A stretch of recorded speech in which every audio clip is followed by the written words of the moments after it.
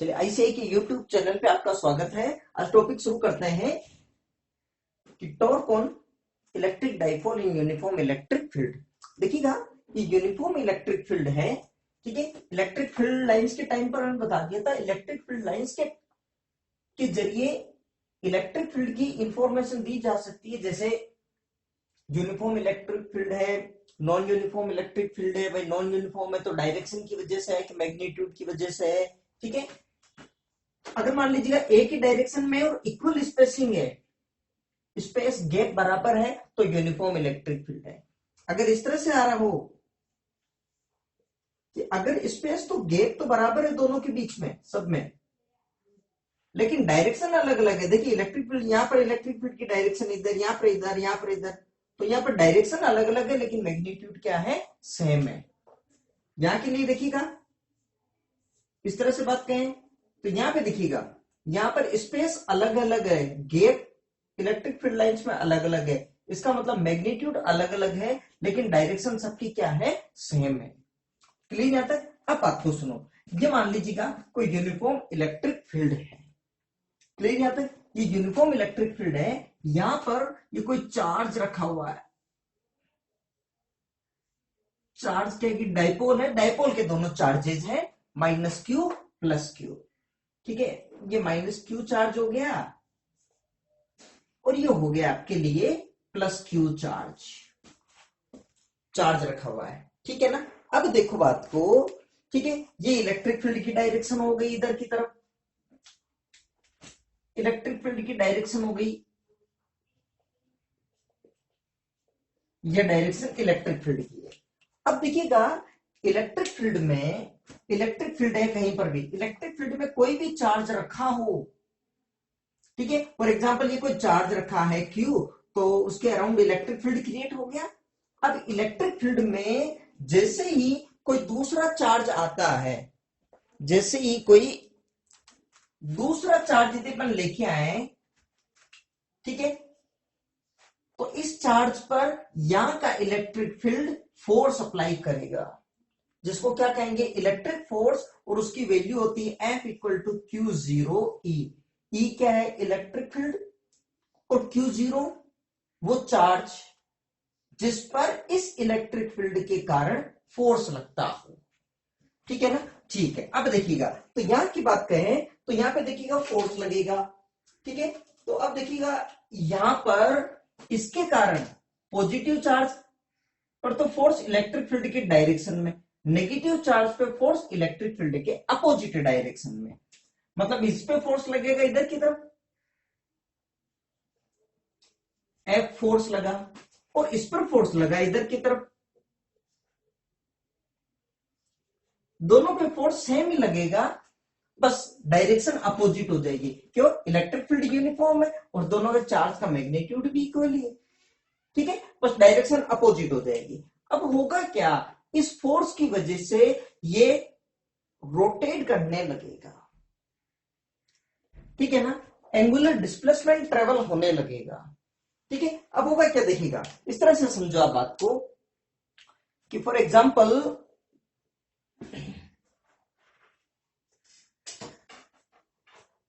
ये, ठीक है ना, ये मान लीजिएगा यूनिफॉर्म इलेक्ट्रिक फील्ड है इस डायरेक्शन में, ठीक है ना। और इस डायरेक्शन में आपने ये रख दिया, तो इलेक्ट्रिक फील्ड की डायरेक्शन है ये, ठीक है ना। अब ये पॉजिटिव चार्ज, ये नेगेटिव चार्ज, तो पॉजिटिव चार्ज पर तो फोर्स इलेक्ट्रिक फील्ड की डायरेक्शन में लगेगा, नेगेटिव चार्ज पे फोर्स इलेक्ट्रिक फील्ड के अपोजिट डायरेक्शन में लगेगा, ठीक है। तो होगा क्या कि जो ये डाइपोल है अपने इस एक्सिस के रेस्पेक्ट में, अपने इस एक्सिस के रेस्पेक्ट में ऐसे रोटेट करने लगेगा। ये हो गई उसकी रोटेशनल एक्सिस। क्योंकि एक तरह से देखिए ना आप, इस पर एक पे फोर्स किधर लग रहा है, इधर की तरफ, और एक पे फोर्स लग रहा है इधर की तरफ, तो क्या होगा, इस तरह से रोटेट करेगा, ठीक है ना। और ये हो गई इसकी एक्सिस, मतलब इस एक्सिस के रेस्पेक्ट में ये ऐसे रोटेट करेगा यू। अच्छा, रोटेट कर रहा है, पहले मान लीजिएगा किसी भी स्टेट में था, मान लीजिएगा रेस्ट स्टेट में था, इलेक्ट्रिक फील्ड अप्लाई करते ही ये रोटेट करना शुरू किया, इसका मतलब टॉर्क एग्जिस्ट हुआ। अब देखिएगा टॉर्क का वही रोल है रोटेशनल में या एंगुलर मोशन में जो रोल है फोर्स का लीनियर मोशन में। ठीक है, तो जिस तरह से ये फोर्स का काम है किसी बॉडी की स्टेट में चेंज करना, ठीक है, ये जैसे मान लीजिए रेस्ट स्टेट में तो मूविंग स्टेट में ले आएगा इसको, ठीक है ना। अच्छा, अगर मान लीजिएगा इसी तरह से तो कोई बॉडी रेस्ट में तो उसको रोटेट करने लग जाएगी, ठीक है। तो अब देखिएगा, अच्छा तो टॉर्क का आपने फॉर्मूला 11th क्लास में पढ़ा होगा, ठीक है, कहीं पर भी टॉर्क, तो टॉर्क का फॉर्मूला होता है force into perpendicular distance, force into perpendicular distance,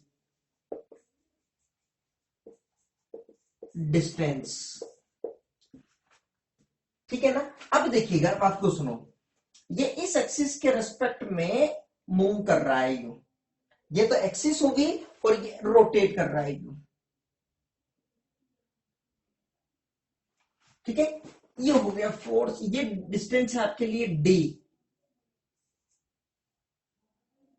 ये डिस्टेंस क्या है, डी है आपके लिए, ठीक है ना। अब देखो यहां पर इसको इधर पीछे बढ़ा दिया जाए यूं और इसको इससे नीचे कर दिया जाए यूं, ठीक है ना। अगर ये एंगल है मान लीजिएगा थीटा, ठीक है ना, ये एंगल है थीटा, ठीक है। तो फोर्स और परपेंडिकुलर डिस्टेंस हो गई ये, ठीक है। वैसे एक चीज देखिएगा, परपेंडिकुलर डिस्टेंस वैसे ये होती है इस एक्सिस के लिए, जैसे ये हो गई तो इसके लिए ये हो गई परपेंडिकुलर डिस्टेंस, इस फोर्स के लिए तो हो गई ये, और इस फोर्स के लिए परपेंडिकुलर डिस्टेंस कौन सी हो गई, ये वाली डिस्टेंस, ठीक है। तो इसके लिए अगर बात कहें तो इस तरह से देखिएगा, इसको नाम दे देता हूं मैं ए बी,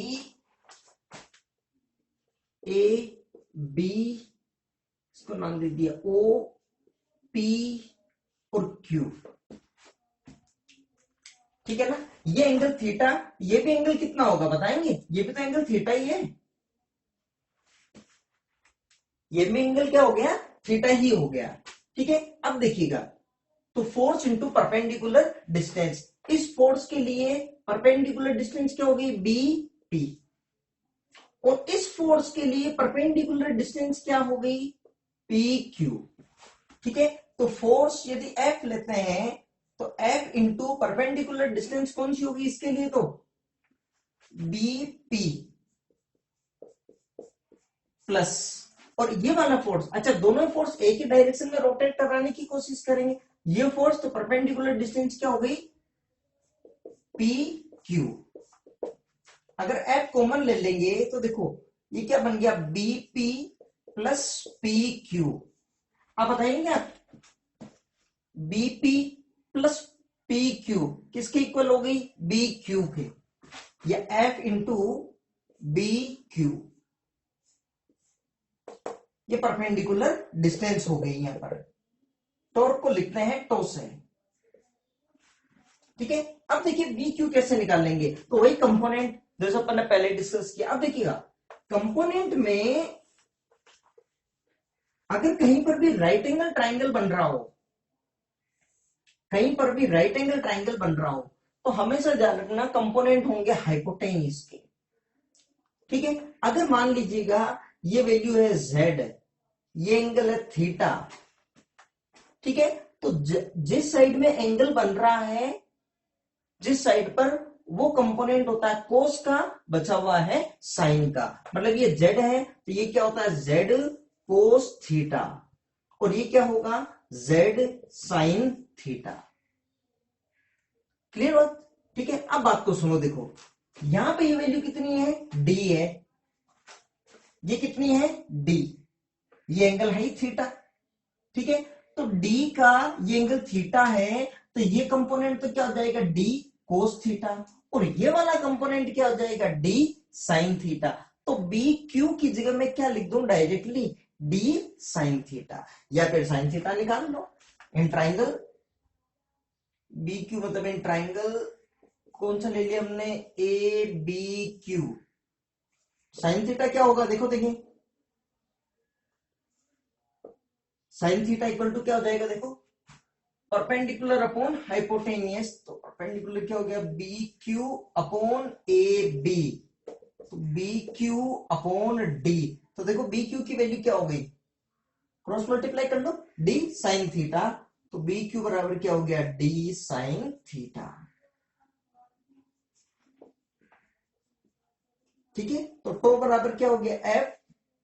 अच्छा, एफ फोर्स क्या होता है, अगर देखिएगा किसी भी इलेक्ट्रिक फील्ड में, अगर यूनिफॉर्म जैसे इलेक्ट्रिक फील्ड है, इलेक्ट्रिक फील्ड में कोई भी चार्ज रखा हुआ है Q0 और इलेक्ट्रिक फील्ड है E, तो इस चार्ज पर इस इलेक्ट्रिक फील्ड के कारण जो फोर्स लगेगा उसे इलेक्ट्रिक फोर्स कहेंगे, और उसकी वैल्यू क्या होगी, Q0 इंटू E।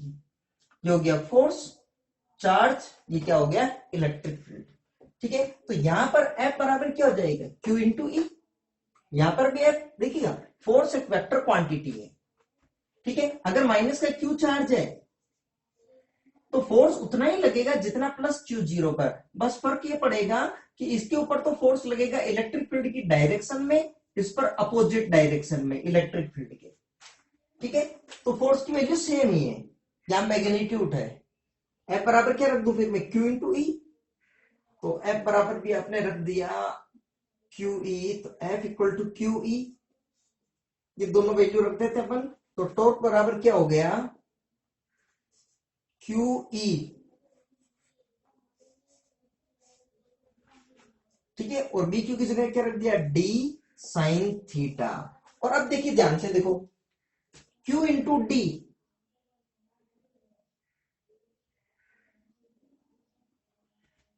चार्ज और डिस्टेंस, Q इंटू डी। ठीक है, ये क्या हो गया, डाइपोल मोमेंट, ये क्या हो गया देखिएगा, P E sine theta, P क्या हो गया, डाइपोल मोमेंट, डाइपोल मोमेंट। ठीक है, तो टॉर्क का फॉर्मूला क्या हो गया, PE साइन थीटा।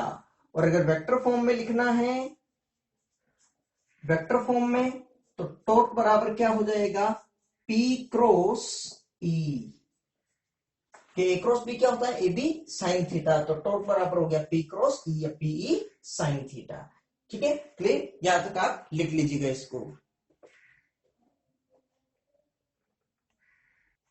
तो मैं आपके डायग्राम कुछ और क्लियर कर देता हूं, आप डायग्राम से भी आप इजीली समझ लीजिएगा। चलिए अब देखिएगा, ये अगला टॉपिक है जैसे अपने पास, वर्क डन टू मूव या rotate dipole in uniform electric field. देखिए अभी तक हमने ये डिस्कस कर लिया था कि ये यूनिफॉर्म इलेक्ट्रिक फील्ड है E। ठीक है, और इसके अंदर कोई ये इलेक्ट्रिक डाइपोल रखा है, ये इलेक्ट्रिक डाइपोल है यहां पे।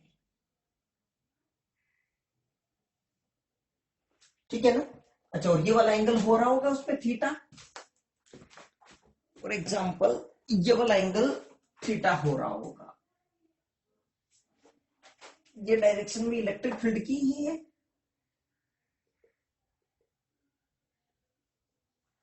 इलेक्ट्रिक फील्ड की ही डायरेक्शन है ये भी। ठीक है, ये एंगल हो रहा होगा थीटा। ठीक है, ये minus q plus q charge है, minus q plus q charge है। ठीक है, तो इसके ऊपर तो फोर्स लगेगा इस साइड में, और इस पर फोर्स लगेगा इस साइड में।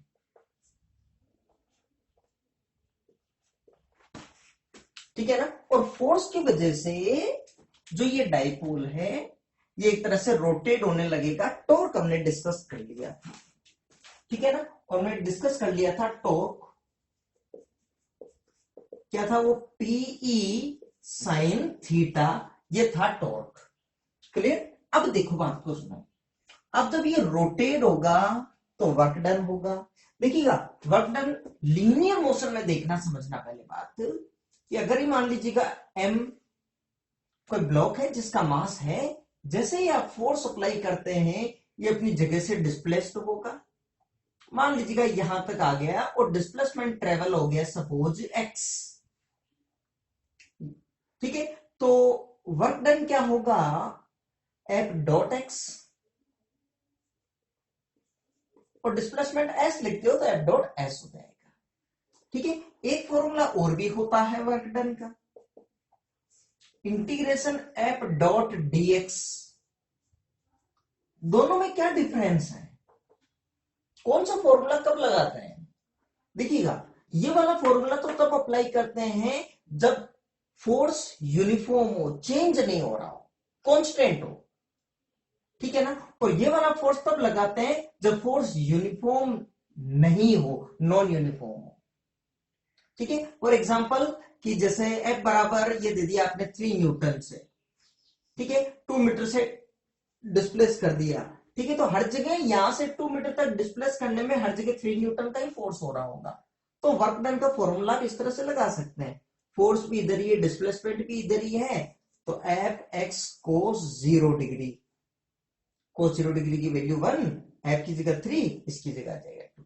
इसमें ये वाला कब मान लीजिएगा फोर्स एफ की जगह ही आ जाए 3x न्यूटन। इसका मतलब आपके पास फोर्स इस डायरेक्शन में, लेकिन फोर्स एक्स पर डिपेंड है। यहां पर एक्स बराबर 0 है सपोज, यहां पर एक्स बराबर 2 है, 2 मीटर तक डिस्प्लेस कर लिया तो ओरिजिन से सपोज, तो यहां पर फोर्स है 0। लेकिन यहां से जैसे अगर 1 मीटर के ऊपर आ गए तो फोर्स कितना लग जाएगा, 3 × 1 3 न्यूटन। 2 मीटर पर आ गए फोर्स कितना लगेगा, 6 न्यूटन। तो फोर्स वेरी कर रहा है, सेम नहीं है। तो फिर अपन ये वाला फॉर्मूला लगाएंगे कैसे, एफ की जगह रखेंगे कौन सा फोर्स, फोर्स तो कंटिन्यू चेंज हो रहा है। ऐसे केस में इंटीग्रेशन वाला फॉर्मूला यूज में लेते हैं। अब सेम जो काम लीनियर मोशन में, ऐसे रोटेट यदि कोई चीज हो रही है पार्ट, तो रोटेशनल मोशन में भी वर्क का जो फॉर्मूला होता है वो होगा, फोर्स की जगह आ जाएगा टॉर्क, और या लीनियर डिस्प्लेसमेंट है एंगुलर डिस्प्लेसमेंट, तो या तो हो जाएगा टो डॉट थीटा, या क्या होगा W equal to integration tau dot D theta. ठीक है, यूनिफॉर्म टॉर्क हो, नॉन यूनिफॉर्म टॉर्क हो। ठीक है, अब देखिए आपके लिए P साइन थीटा है, जब ये इधर टर्न करेगा तो एक तरह से इधर जब ये टर्न होगा तब देखो कुछ टाइम बाद में ये इसकी पोजीशन इस तरह से यहां पे चेंज होगी।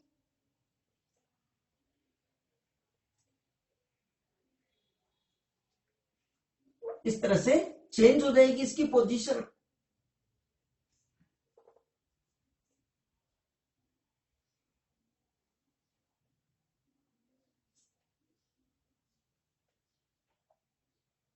इसकी पोजीशन हो गई चेंज।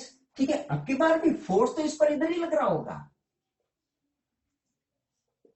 लेकिन अब की बार एंगल चेंज हो गया ना। देखो पहले एंगल था, अब की बार अब एंगल हो गया ये, पहले एंगल था ये वाला। ठीक है, तो अब की मान लीजिएगा कि पहले एंगल था सपोज θ1, θ1, बाद में एंगल हो गया ये θ2। ठीक है, तो एंगल चेंज हो रहा है, एंगल चेंज हो रहा है तो टॉर्क भी क्या हो रहा है, चेंज। टॉर्क चेंज हो रहा है तो फॉर्मूला कौन सा लगेगा, ये। ठीक है, अब वर्क डन। ठीक है,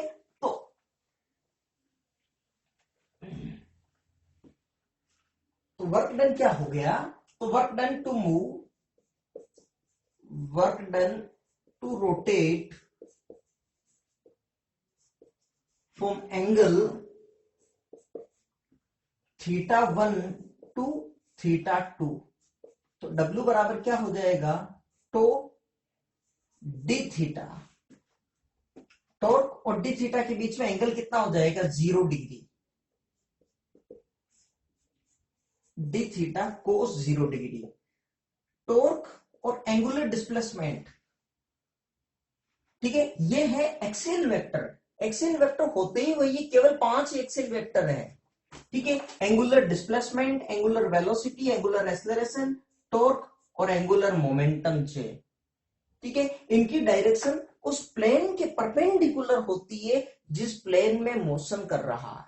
फॉर एग्जांपल कि फैन चल रहा हो ऊपर, ठीक है, तो फैन की ब्लेड पर एक अपन निशान बना देते हैं, या फिर आप इस तरह से भी समझ सकते हैं, ये मैंने एक निशान बना दिया है यहाँ पे, ठीक है ना। और अगर मान लीजिएगा ये इस तरह से मूव कर रहा है, इस तरह से यदि मूव कर रहा है यूं, तो अब जो निशान है, जो आपने मार्क बना दिया कोई भी, वो इस तरह से मूव कर रहा होगा, ठीक है। अब अगर इस तरह से मूव कर रहा है, ठीक है, या फैन देखना, फैन पे बना दिया तो फैन इस तरह से चल रहा होगा यूं, ठीक है, तो जो मार्क है वो इस तरह से घूम रहा है यूं, लेकिन हवा किधर आ रही है, नीचे, ठीक है, तो हवा की डायरेक्शन उस प्लेन के, जिस प्लेन, ये देखो ये वाला प्लेन हो गया ना ये, कि जिसके अंदर वो मूव कर रहा है यूं, इस प्लेन के परपेंडिकुलर ऐसे वेक्टर को कहते हैं एक्सियल वेक्टर। केवल 5 ही एक्सियल वेक्टर है फिजिक्स में, ठीक है ना। तो जो डायरेक्शन टो की, थीटा की डायरेक्शन भी वही है, ठीक है ना। तो यहाँ पे दोनों की डायरेक्शन एक ही हो जाती है, तो एंगल हो गया 0 डिग्री। अच्छा, एंगल कहां से कहां तक लगा दें आप, θ1 से θ2। टो की वैल्यू रख दीजिए, तो टो बराबर क्या हो गया, पीई साइन थीटा। तो डब्ल्यू बराबर क्या हो गया, देखिएगा, θ1 to θ2 PE sine theta d theta, cos 0 degree की वैल्यू हो गई 1। अब इंटीग्रेशन डिफरेंशिएशन में थीटा के साथ में साइन थीटा वेरी हो रहा है, पी थोड़ी चेंज हो रहा है, इलेक्ट्रिक फील्ड भी यूनिफॉर्म है, और पी तो क्यू इंटू डी है, वो भी चेंजेस नहीं हो रहा, ठीक है। तो पीई तो ले लीजिए बाहर, PE sine theta d theta, θ1 to θ2, ठीक है। अब देखो, तो इंटीग्रेशन क्या होगा साइन थीटा का, ठीक है, साइन थीटा का इंटीग्रेशन होता है माइनस कोस थीटा, और डिफरेंशिएशन होता है साइन थीटा का प्लस कोस थीटा। तो साइन थीटा का डिफरेंशिएशन तो होता है कोस थीटा, और इंटीग्रेशन होता है माइनस कोस थीटा। तो पीई, इंटीग्रेशन का साइन हटा दूं मैं, और integration minus cos theta, limit θ1 to θ2, ये हो गई लिमिट, ठीक है ना। अब क्या करना है, देखो सुनो बात को, लिमिट कैसे भरनी है, जहां जहां देखिए इंटीग्रेशन में हमेशा लिमिट उसी की आएगी जिसके रेस्पेक्ट में इंटीग्रेशन हो रहा होगा। दूसरी बात, जहां जहां थीटा है, पहले अपर लिमिट बननी है θ2, कुछ ना कुछ वैल्यू आएगी, उस वैल्यू में से जहां जहां थीटा है वह θ1 सब्सट्रैक्ट कर दो, सॉरी थीटा, हाँ थीटा की जगह θ1 सब्सटीट्यूट कर दो, और उसके बाद में क्वांटिटी को जो भी वैल्यू आ रही है उसको सब्सट्रैक्ट कर दो, मतलब upper limit minus lower limit. तो पीई, तो डब्ल्यू बराबर, फिर मैं यहां लिख रहा हूं, डब्ल्यू बराबर पीई, पहले से 2 ब्रैकेट बना लो, सेफ साइड में रहोगे। तो थीटा की जगह θ2, तो क्या हो जाएगा, माइनस कोस θ2, फिर माइनस साइन, माइनस का कोस θ1, तो क्या हो गया, ये पीई माइनस कोस θ2 प्लस का कोस θ1, तो ये हो गया पीई, ये हो गया आपके लिए कोस θ1 माइनस कोस θ2, ये आ गया आपके लिए आंसर, ये आ गया आपके लिए, ठीक है। तो θ1 से θ2 तक रोटेट करने में वर्क डन कितना हो रहा है, पीई कोस θ1 माइनस कोस θ2, ठीक है। कई बार इसमें क्वेश्चन पूछ लेते हैं कि find the work done to rotate the dipole from θ equal to 0 to θ equal to 180 degree, तो क्या लिखेंगे, देखिए PE cos 0 degree minus cos 180 degree, 1 minus, ये हो गया -1 तो +1, ठीक है। पीई, तो आंसर कितना आ जाएगा, 2 पीई, इस तरह के न्यूमेरिकल्स भी बन जाते हैं, ठीक है ना। क्लियर यहां तक, कोई दिक्कत नहीं, आप कॉपी कर लीजिएगा यहां तक, इसको भी वर्क डन, ठीक है। अब इसी फटाफट एक साथ में वो भी डिस्कस कर लेते हैं, फिर पोटेंशियल एनर्जी।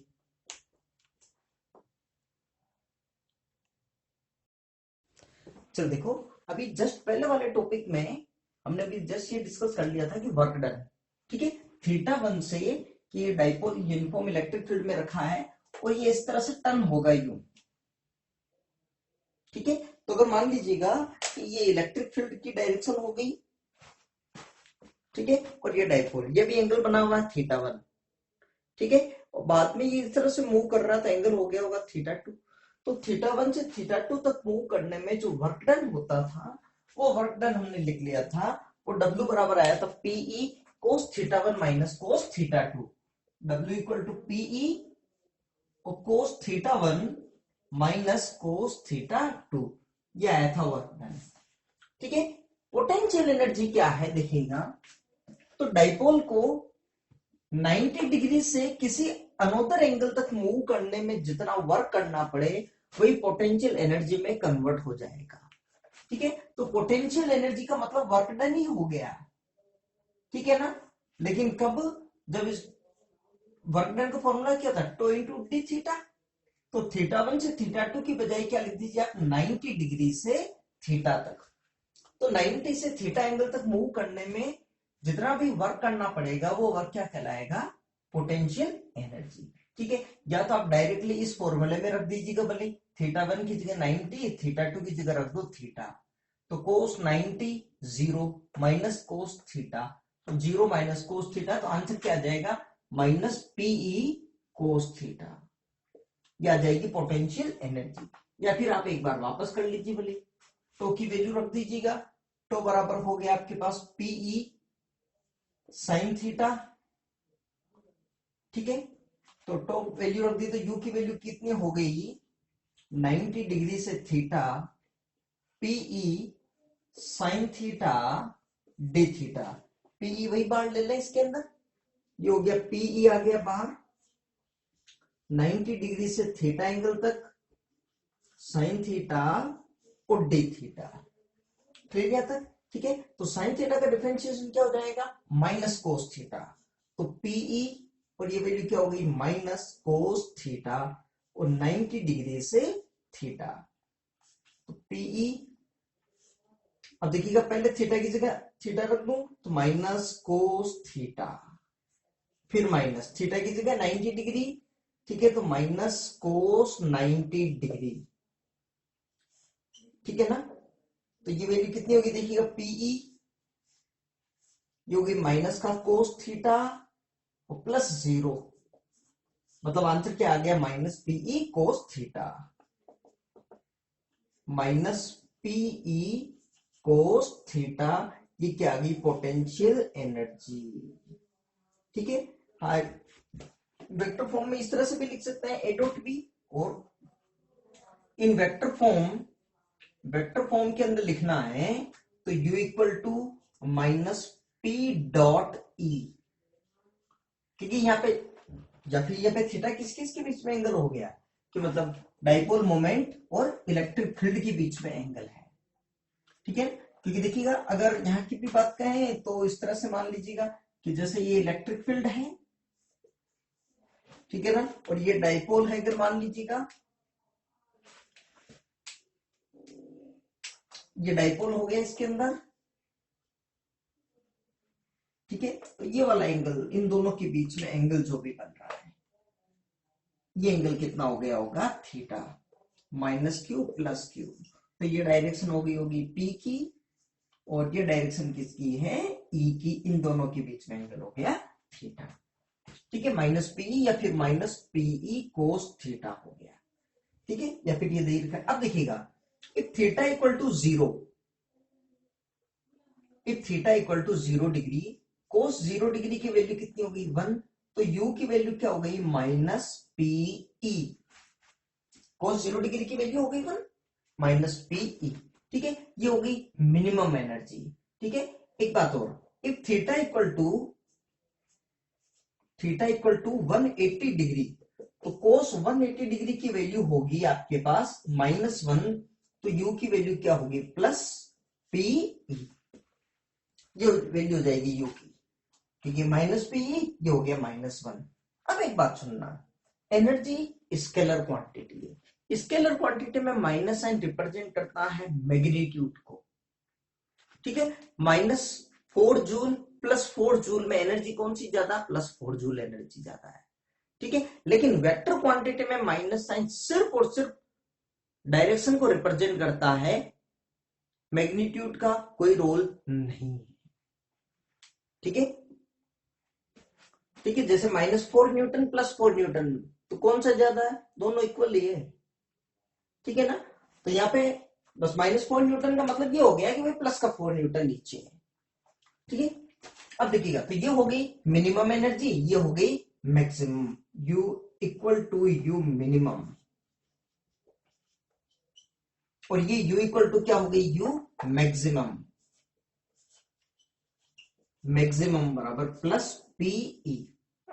एक बात और सुनना, स्टेबिलिटी ऑफ सिस्टम, किसी भी सिस्टम की अगर पोटेंशियल एनर्जी इंक्रीज होती है तो उसकी स्टेबिलिटी डिक्रीज होती है, ठीक है। बात को ऐसा समझना, आप मान लीजिएगा 2 बॉल रखी हुई है, A और B, एक तो पीक ऑफ माउंटेन है और एक बॉटम ऑफ माउंटेन है, ठीक है। तो अब बताइएगा, पोटेंशियल एनर्जी की बात करें तो जैसे जैसे हाइट बढ़ रही, ग्रेविटेशन के कारण जो पोटेंशियल एनर्जी तो इसकी ज्यादा है, ए की वजह mgh होती है पोटेंशियल एनर्जी, h क्या होती है, हाइट ग्राउंड से, तो पोटेंशियल एनर्जी तो इसकी ज्यादा है बजाय इसके, ठीक है। लेकिन कौन ज्यादा स्टेबल है, ये या फिर ये, ठीक है। जिसकी पोटेंशियल एनर्जी कम होती है उसकी स्टेबिलिटी ज्यादा होती है। तो यहां पर बताइएगा, तो स्टेबिलिटी, तो ध्यान रखना, यहां पर पोटेंशियल एनर्जी क्या है, मिनिमम, तो स्टेबिलिटी मैक्सिमम, तो इसमें ये भी कह सकते हैं, so maximum stable condition, maximum stable condition.